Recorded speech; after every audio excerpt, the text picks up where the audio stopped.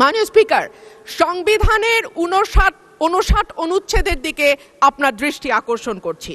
সংবিধানের 59 অনুচ্ছেদ বলছে, নির্বাচিত ব্যক্তিদের সমন্বয়ে গঠিত প্রতিষ্ঠানসমূহের উপর প্রজাতন্ত্রের প্রত্যেক প্রশাসনিক একাংশের স্থানীয় শাসনের ভার থাকিবে। সোজা বাংলায় বলতে গেলে স্থানীয় সরকার পরিচালিত হবে নির্বাচিত প্রতিনিধিদের মাধ্যমে।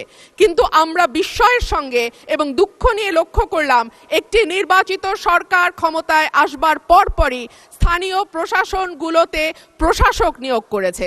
মাননীয় স্পিকার, যখন শেখ হাসিনা পালিয়ে গেল তখনকার পরিবর্তিত পরিস্থিতিতে অন্তর্বর্তীকালীন সরকার প্রশাসক নিয়োগ দিতে বাধ্য হয়েছিল, কারণ আমরা দেখেছি ইউনিয়ন পর্যায়ে, উপজেলা পর্যায়ে চেয়ারম্যান বা মেম্বার যারা ছিল তারাও পালিয়ে গেছে। কিন্তু এই অবস্থা তো মাননীয় স্পিকার এখন আর নেই।